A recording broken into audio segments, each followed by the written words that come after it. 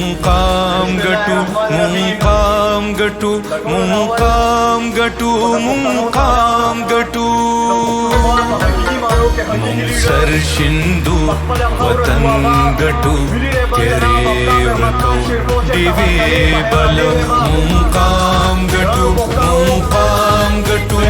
मुकाम गटू मुकाम गटू मुकाम गटू मुकाम गटू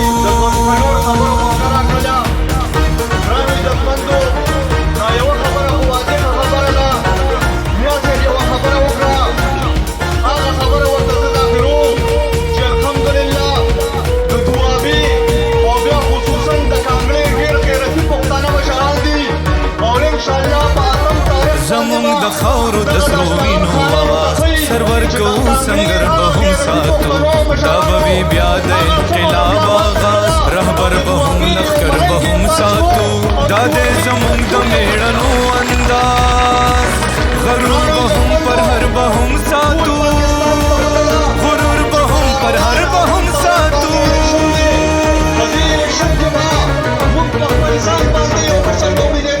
سر شندو وطن گٹو تیرے ورتو دیوی بلو مقام گٹو مقام گٹو مقام گٹو مقام گٹو مقام گٹو مقام گٹو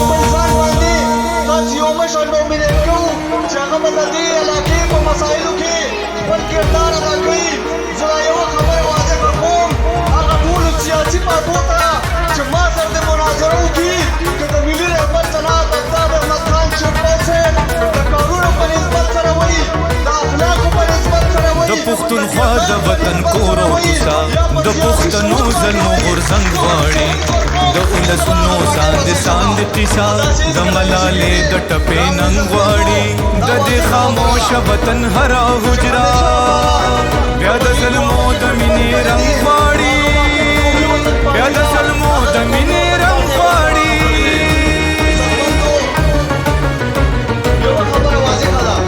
مونږ سر شندو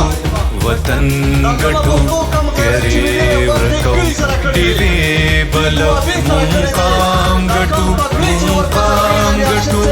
مقام گٹو مقام گٹو مقام گٹو مقام گٹو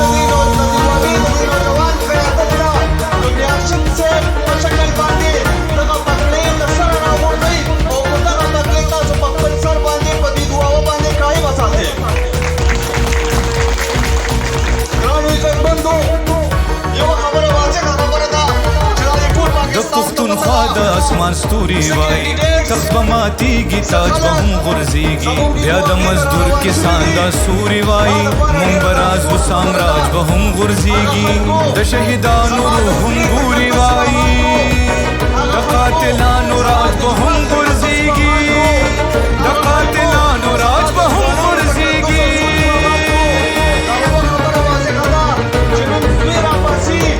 دا جنگ د خاورې د حق مونږ غواړو د وینو حساب دا تخت بستا وي تاج بستا دا ژوند بستا وي راج بستا دا هر څه ستا دي ستا به وي دا ته زه پښتونخوا به وي دا ته زه پښتونخوا به وي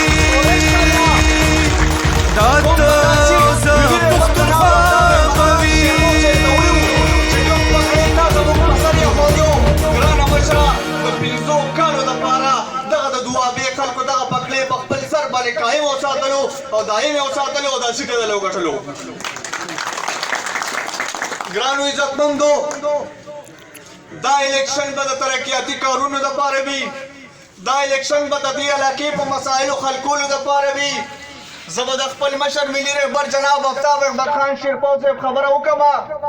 څه خلک دا خبره کوي چې مونږه د لارې کوڅې د ټرانسفارمر سیاست نه کوو زه هغه خلکو ته دا خبره کوم چې زما باشعوره خلکو چې زما ته زما وسایل نه زما په دعاوه کې ماته بجلی نه وي زما په دعاوه کې ماته ګیس نه وي او ته مانه کله د پښتونولۍ په نوم باندې وټ غواړې کله مانه د جنت او د دوزخ په نوم باندې وټ غواړې نو کو زه دلته تعلق امرم زغستا دغه سره سو کما زما په وسایلو باندې دلته کې ډېرې غټې مسلې دي مشران وایي چې مختصره پړه مې ډېرې خبرې دي خو یو واضحه خبره ده چې ان شاء الله پر روان الیکشن باندې په دغه 8 تاریخ باندې موږ ټول د کورونو نه راوځو سره د ځوانانو به راوځو سپایا عزت سره وسره د خپل زنانو راوځو زموږ په دې علاقې کې ډېرې مسلې دي چې دا مسایل حل شي او د ملي رهبر جناب افتاب احمد خان شیرپور صاحب چې څومره کینډیډیټ دي دا به پاس کوو چې زموږ په دغه اسمبلو کې په حقیقي معنو کې زموږ خدمت وشي دا یو خبره په اخري خبره کوم چې موږ په تیر شوي الیکشن کې په ځان باندې سیاسي نابالغه مشران مسلط کړو چې دا یو خبره واضحه ده چې په 4 کال دور حکومت کې چې د دوی سره وزیر اعظم هم وو د 4 صوبو حکومت هم وو خو دوی د میک دغه یو ټایم نه دا ورکړی دا به د پښتنو خدمت څه وکړي بیدار شي او ان شاء الله په 8 تاریخ په د دوابې پښتو د کانګړې پښتو او د ملي رهبر جناب افتاب احمد خان شیرپور صاحب دا پښتو به ګټو او دوی به ووټ ورکوو ان شاء الله واسلام